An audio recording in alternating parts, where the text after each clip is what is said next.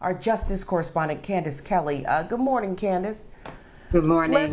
Let's start with the sentencing. Mike and I just got done talking a little about it, gave our reactions. I don't know if you heard it, but I found his mother's statement to be maddening, quite frankly. And maybe I'm the only one.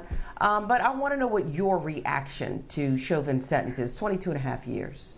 Yeah, I was very surprised. I was very surprised because, as we know, the state was asking for 30 years. And quite frankly, I was surprised that they only asked for 30 years. I think that because this did not have a lot of precedent, it gave the opportunity for the judge to set a precedent. As he said, you don't punish somebody in order to for revenge. You punish someone and put them in jail in order to rehabilitate. But when we look at this, there is no precedent for this. And that's what my takeaway is from all of this, that we're on a new journey, right? We're at a place where police officers have not testified before in this way. This has not been a case that we have seen in decades in terms of this level of police brutality that's touched people around the world. So I was very surprised that the 30 years that was not given, and the only 15 years that translated, he will be behind bars because he's only going to serve 2/3 of the sentence. I think it was disappointing for a lot of people to see the judge act in this way, especially from hearing from all the family members.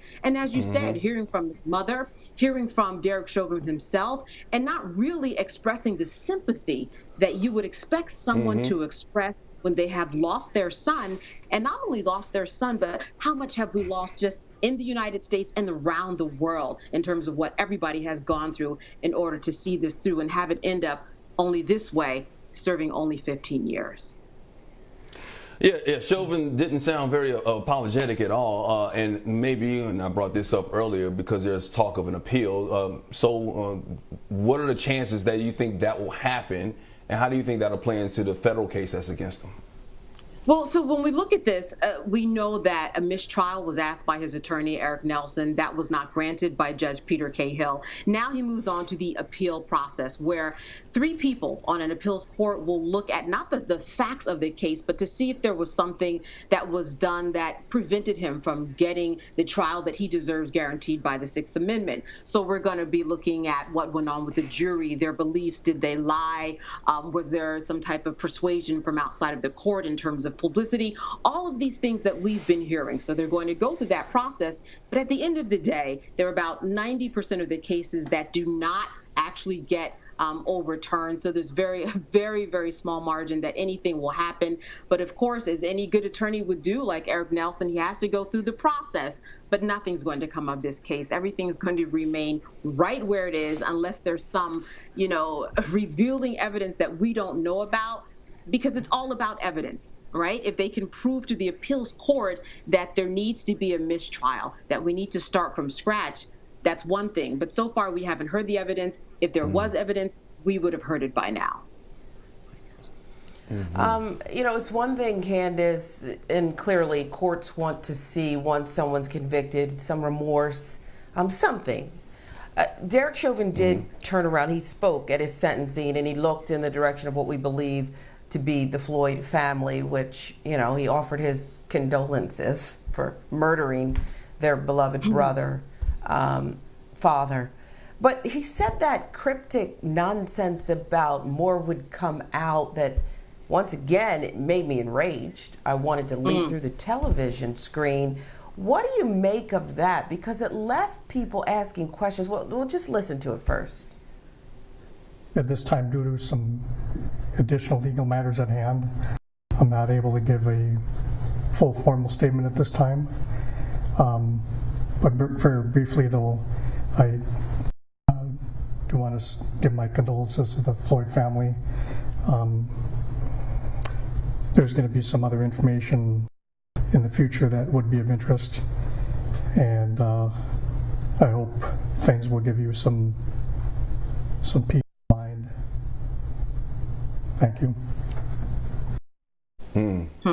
So he leaves them, Candace, with that riddle.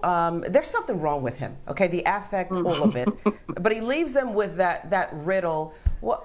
Explain, if you can. Mike, earlier asked about the federal trial, and I think that this has everything to do with the federal trial. The court date hasn't been set yet, but what could be of interest to this family that he would have information about? Well, if I was a member of the family, what would be of interest to me is that you go ahead and plead guilty in that federal trial. What would be interesting to me is that you not put me through the process of going through a federal trial so that I have to live through this again. I don't think there's any other information that there could be. A little presumptuous, too, of him to think that this would give them some type of a peace of mind, that you would find this interesting. But at the end of the day, I would be interested in him pleading guilty. I would be interested in him going to jail and sentences that were not concurrent, and just spending the rest of his life in jail and dying there. That would be the only thing that would be of interest to me, and that's my guess at this time. Yeah, he's making it seem like the Minneapolis Police Department was colluding with him to kneel on George Floyd's neck, and he's going to come out and reveal that in the film. It made no sense to me whatsoever, but we'll see what happens. What could it be? All right, before we let you go, of course, your second story involves the building collapse down in Surfside, Florida. We're definitely praying for the survivors there. Hopefully have more survivors there. A class action lawsuit has been filed. And it seems like a lot of negligence, something that happened 3 years ago, structural damage that they probably didn't fix. What more can you tell us about this?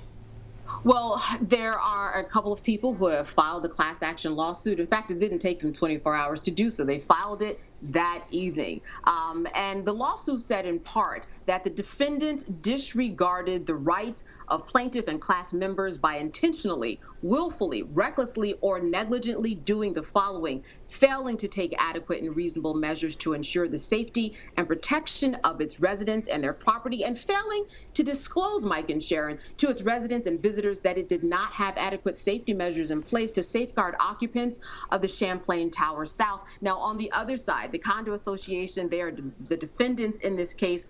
They're the ones who are being blamed for this because it was on them, the attorneys say, to take care of these problems, to follow these reports and do something about this. But the attorneys for them are saying that this is a despicable lawsuit, not only because they don't know any information about it, and how can you point fingers at this time without any reports, evaluation, but because the vice president of the condo association is in that collapse right now. So that's why they found it especially despicable. So both sides there, they're looking for someone on their board too, just like some of the family members and people who are out there are looking for their loved ones in the rubble.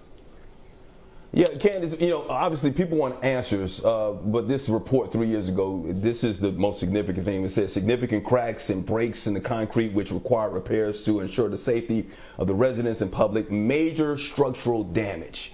All right, I don't know if the engineer just told that to the owner, or is the engineer in that case required to tell the city? And if the city knows about it, shouldn't they have done something to ensure the repairs had gotten done? And once again, we don't know if this is the cause of the collapse, but the fact that they needed $9 million worth of fixtures to fix this, repairs I should say, and nothing was done about it. Obviously nothing was done about it, or apparently nothing was done about it. Isn't this a bigger issue at hand? It is a bigger issue, but we look at the chain of command here. We have reports that are given to the condo association. There are reports even by the consultants that gave this consultation that the roof was being worked on. So there seemed to be a start, but not in terms of the massive $9 million start that we needed to see in terms of the major structural damage. But the city is not responsible so far, right? Because we have to look at the evidence. All we have now is this condo association. Oh, yes. All I'm saying is it required by law that the engineer tell the city when something like that is being done, or something like that, there's repairs of that magnitude that need to be done to a building, because obviously this building was going to be deemed unsafe, or should it be done? I don't know what the laws are in Florida. Yeah. Right.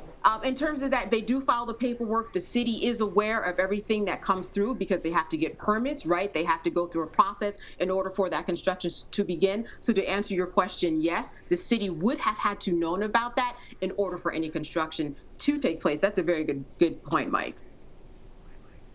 Yeah, hey, Candace, we're almost out of time, but I do want to know more. I've owned a couple condos in my life, and I remember the first one I bought right outside of Philadelphia. I regretted it because it seemed to me there's nothing you can do to get around the condo association. The minute I bought it, I'm hit with this $5,000 assessment.